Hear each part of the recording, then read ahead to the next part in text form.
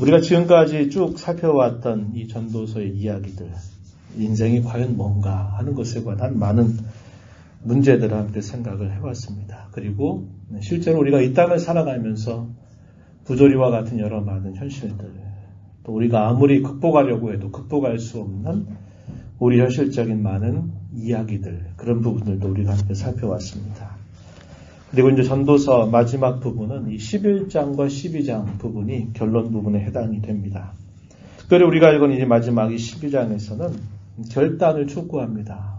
우리에게 한 번 가는 이 인생의 걸음을 어떻게 살아가야 될까, 어떤 자세로 살아야 될까 하는 것을 우리에게 일깨워 주면서 결단을 촉구합니다. 그러면서 최종적으로 이 전도서의 긴 이야기를 통해서 우리에게 뭘 가르치려고 하는지, 뭘 말하려고 하는지를 우리에게 결론을 내려줌으로써 이 전도서의 이야기를 끝맺고 있습니다. 오늘 우리가 읽은 이 부분의 내용들은 11장 9절에서부터 계속 이어지는 말씀의 내용입니다. 그 말의 핵심적인 이야기는 청년의 때, 우리가 이 말씀 어떻게 읽으면 좋을까요? 아직 젊을 때, 또 다르게는 지금 기회의 때, 이렇게 여러분들이 읽으시면 되겠습니다. 청년의 때에 창조주를 기억하라 하는 이 말씀을 계속 주고 있는데, 그것이 12장 8절까지 쭉 이어지고 있다 하는 것입니다. 청년의 때에 창조주 하나님을 기억해라.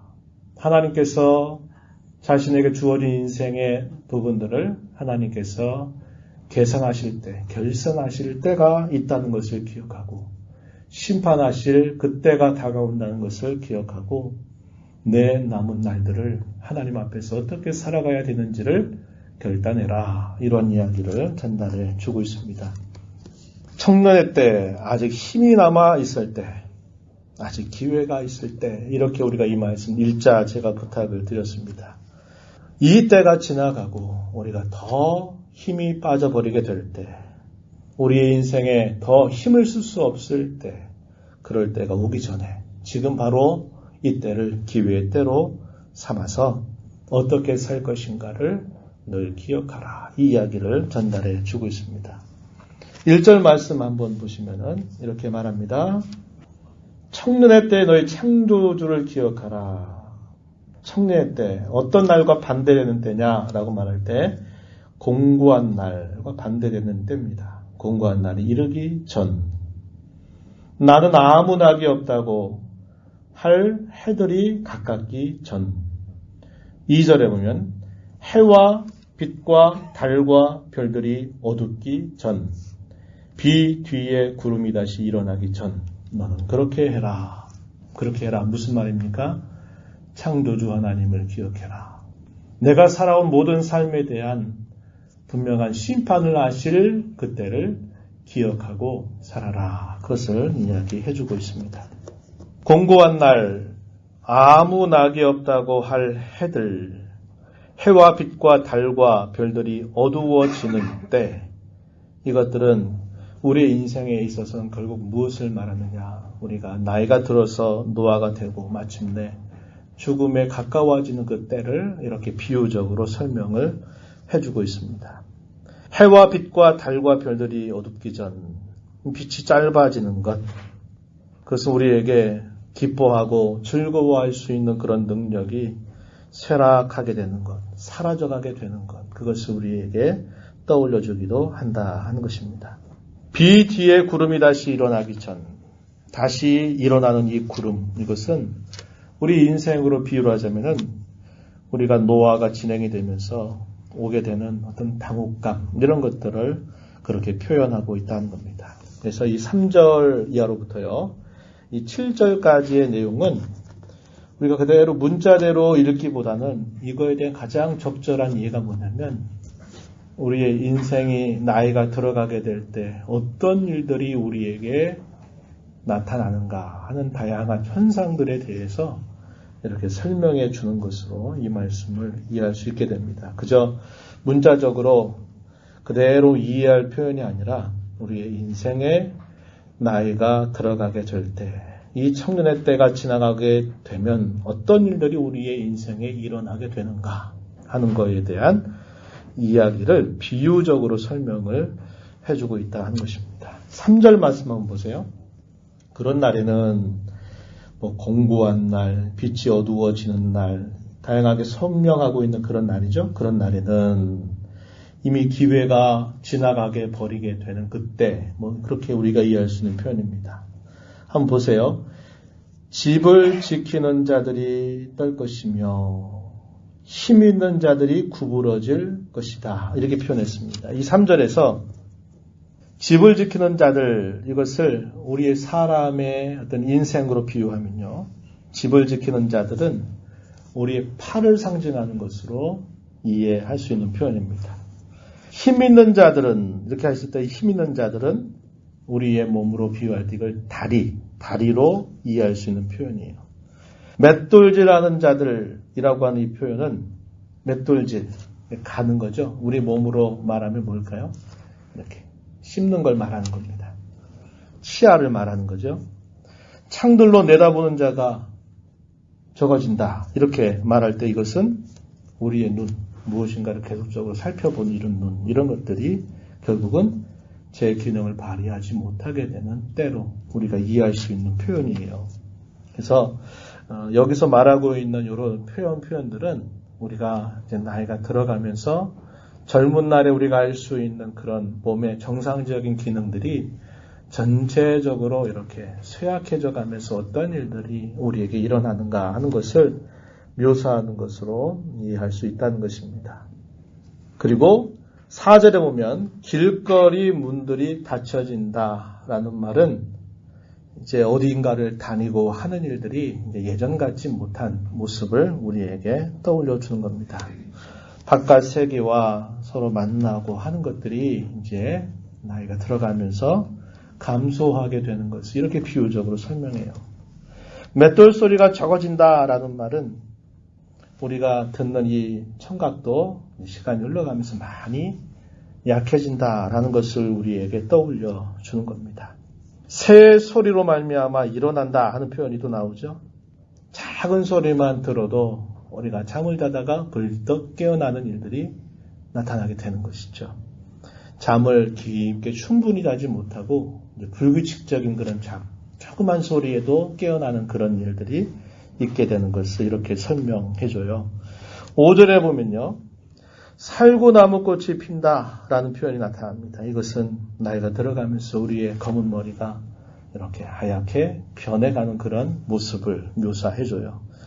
메뚜기도 짐이 된다라고 말할 때 우리가 걸어가는 이 걸음걸이가 그것도 힘이 빠져버리는 그런 모습을 우리에게 떠올려 주는 겁니다. 또 뭐라고 말해요? 정욕이 그친다라고 말하죠. 성욕이라고 하는 것들도 결국 나이가 들면서 이것이 감퇴하게 되는 것, 이것을 이렇게 묘사를 해주고 있다는 겁니다. 솔로몬은 우리 사람이 나이가 들어가서 죽음에 가까워지게 되는 그 인생의 마지막을 우리가 맞게 될 때 우리 몸에서 보편적으로 일어나고 있는 그런 여러 약해져가는 그런 모습들을 이렇게 비유적으로 이것들을 표현해주고 있는 겁니다. 그러한 때가 오기 전에 뭐 하라고요?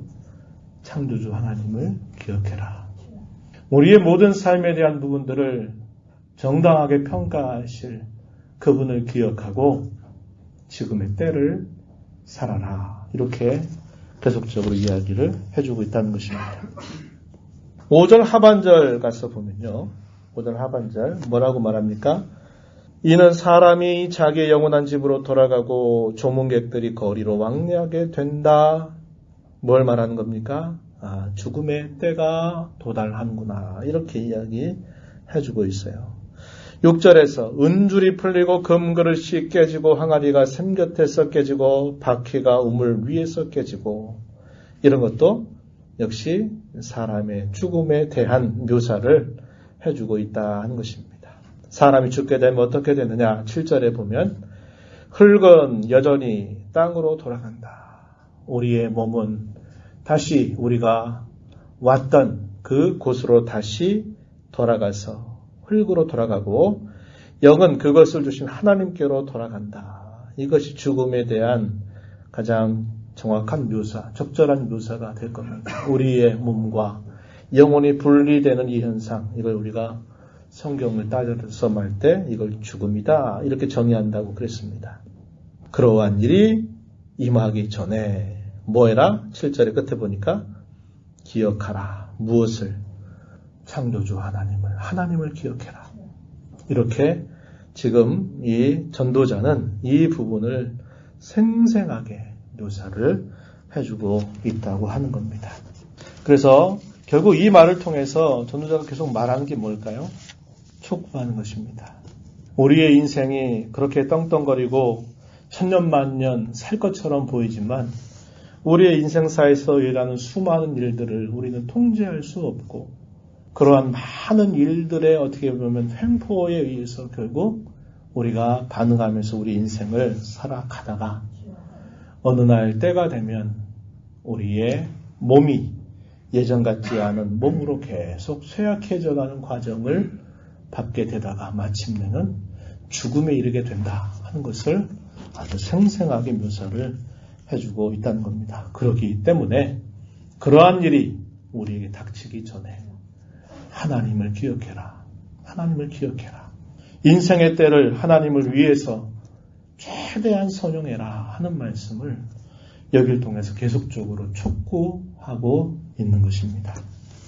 그러면서 그는 8절에 처음에 이 전도서의 시작을 알리면서 계속했던 말, 헛되고 헛되니 모든 것이 헛되다. 우리의 인생이 마치 입김과 같이 헤벨이라 그랬죠. 그런 것처럼 아주 가볍게 허망하게 사라져간 것이 우리의 인생이다 라는 것을 이야기하는 것을 다시 한번 이야기를 하게 됩니다. 8절 말씀 한번 보세요. 전도자가 이르되 헛되고 헛되도다 모든 것이 헛되도다 이렇게 말해서 인생 그 자체를 보면 사람이 태어나서 한평생을 살다가 마침내 죽음이라고 하는 곳에 도착하게 되는 그 인생의 과정만을 본다면 그건 참으로 허망하다. 의미가 없다라는 사실을 이야기하는 겁니다. 사람이 생명을 받아서 삶을 시작하지만 그의 인생은 마침내 죽음이라고 하는 걸 통해서 끝나게 된다. 이 죽음을 향하게 된다라는 것을 말하면서 인생 그 자체만을 볼 때는 참 허망하고 의미가 없다는 것을 다시 한번 되뇌입니다. 그러면서 우리의 주어진 이 인생을 어떻게 하나님 앞에서 살아가야 될 것인가 그 부분을 계속적으로 이야기하면서 재촉하고 있다고 하는 거예요.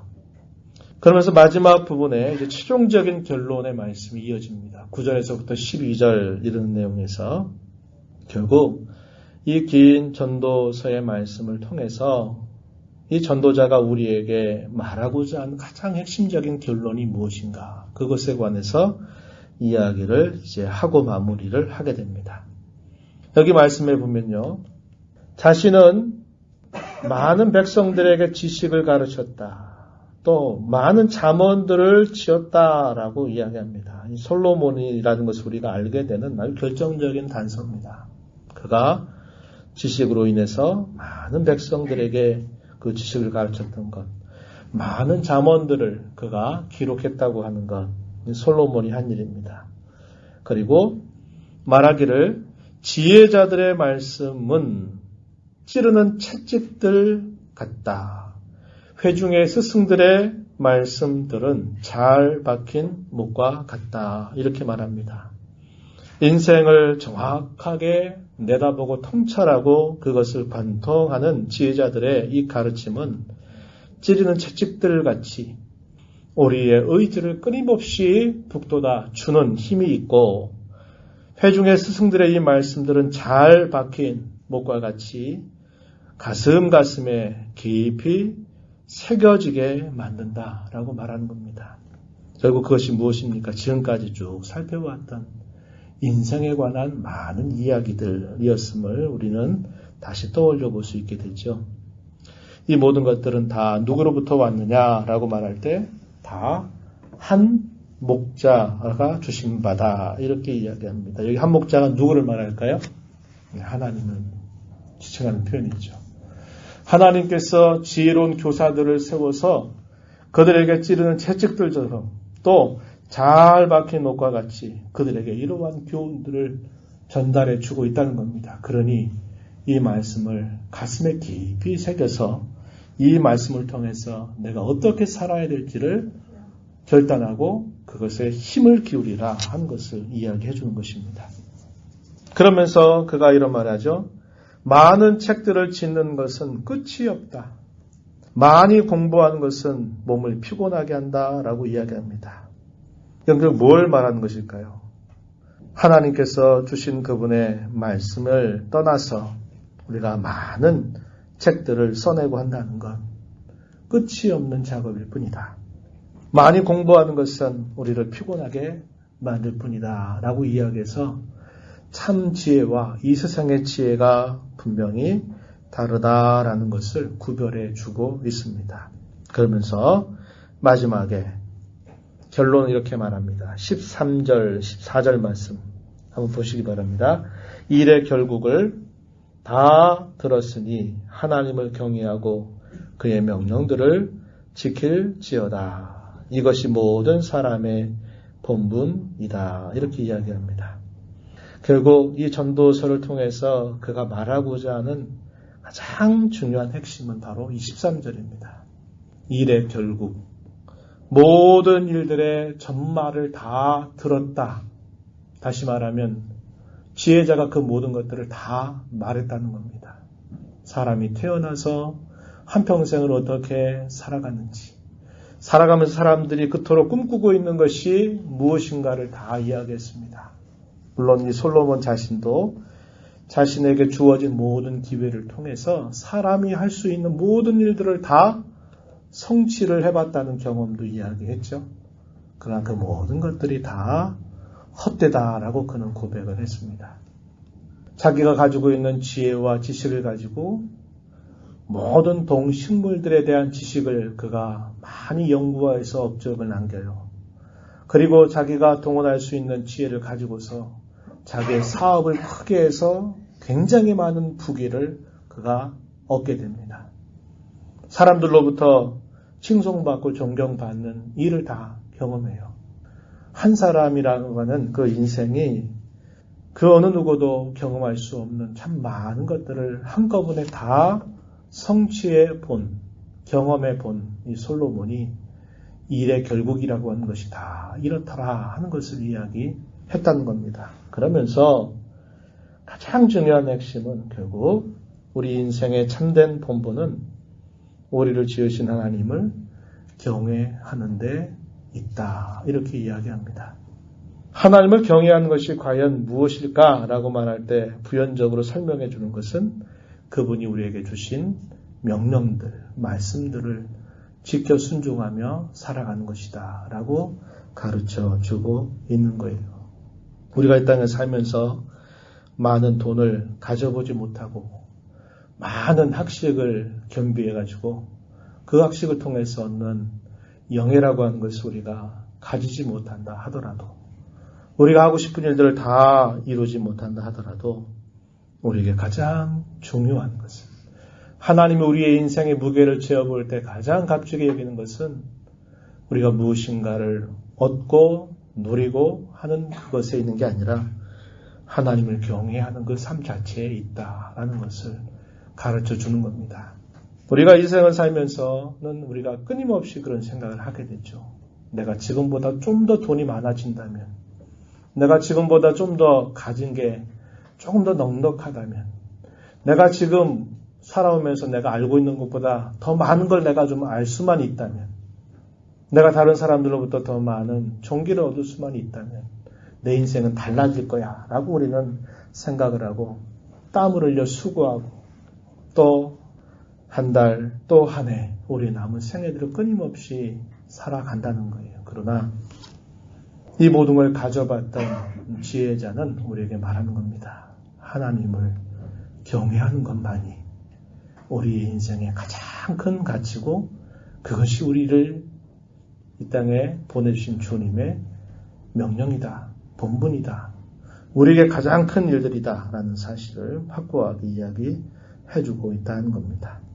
우리가 사람 사이에서는 항상 비교를 하게 되죠. 나보다 더 많이 가진 사람, 나보다 더 많은 지식을 가진 사람, 나보다 더 많은 걸 성취한 사람 부러워하고, 또 그렇지 못한 사람들은 멸시를 받는 이런 세상 속에서 우리가 살아가고 있어요. 그러나 그것은 하나님 앞에서는 다 어떻게 보일까요? 도토리 기재기. 우리에게는 그것이 엄청난 차이처럼 보이고 우리의 인생의 질을 결정하는 것처럼 크게 우리가 볼 수 있을는지 모르나, 모든 것을 가지신 하나님, 사람의 모든 인생의 생사화복을 주관하신 하나님이 보실 때에는 다 도토리 키즈에게 불과하다 하는 겁니다. 그럼 하나님 무엇을 그러면 값지게 보실까? 그 하나님을 알고 그 하나님을 섬기고 하나님을 경외하느냐 그렇지 않느냐를 가지고서 그 사람의 인생의 무게를 재신다는 것을 우리에게 가르쳐 주는 거예요.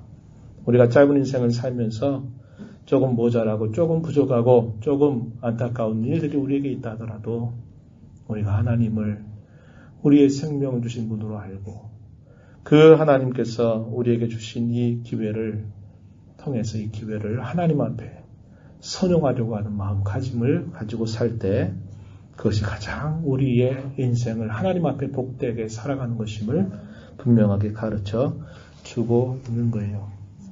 2020년 새로운 한 해를 여러분 받았습니다. 이 한 해 여러분 뭘 계획하고 또 무엇을 꿈꾸고 무엇을 향해서 달려가시겠습니까?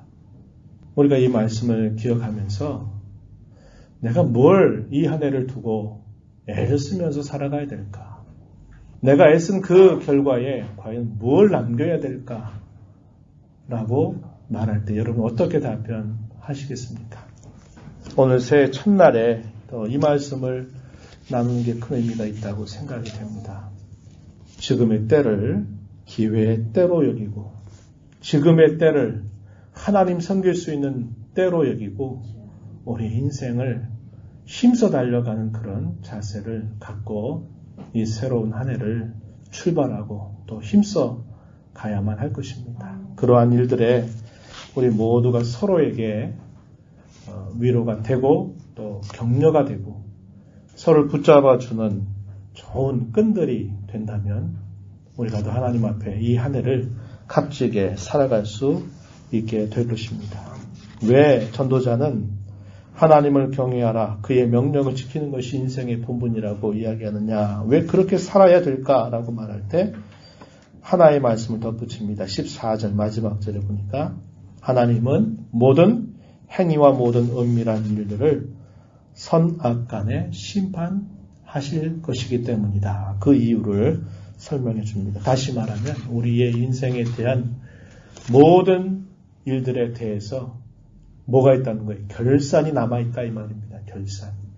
그냥 이렇게 살았으니까 이렇게 살고 끝이지가 아니라 이렇게 산 것에 대한 결산을 우리에게 인생을 주신 하나님, 우리의 인생을 거둬가시는 그 하나님 앞에서 뭐가 어땠고 뭐가 하나님의 뜻에 합당했고 뭐가 그렇지 않았고 하는 것들을 다 결산할 때가 우리에게 분명히 있다는 거예요. 그래서 지금의 때를 우리가 하나님을 기억하고 힘써 살아가야 된다라고 가르쳐 주고 있는 것입니다.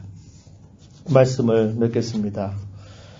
헛되다라고 선언한 말씀이 아주 강곡하면서도 준엄한 명령으로 마무리가 되고 있다 한 것입니다. 일의 결국을 다 들려줬다. 그러니 하나님을 경외하고 그의 명령을 지켜 살아라. 이렇게 준엄한 명령을 내리고 있는 것입니다. 우리는 우리의 인생에 분명한 심판이 있다라는 것을 기억하면서 우리에게 생명 주신 하나님, 또 우리에게 새로운 이 한 해를 열어주신 그 하나님의 은혜를 기억하면서 또 이 한 해를 힘써 살아가야 할 것입니다. 우리 성도는 그리스도의 은혜로 죽음 넘어서 영원을 잇대어 살아가는 자임을 성경은 우리에게 가르쳐 줍니다.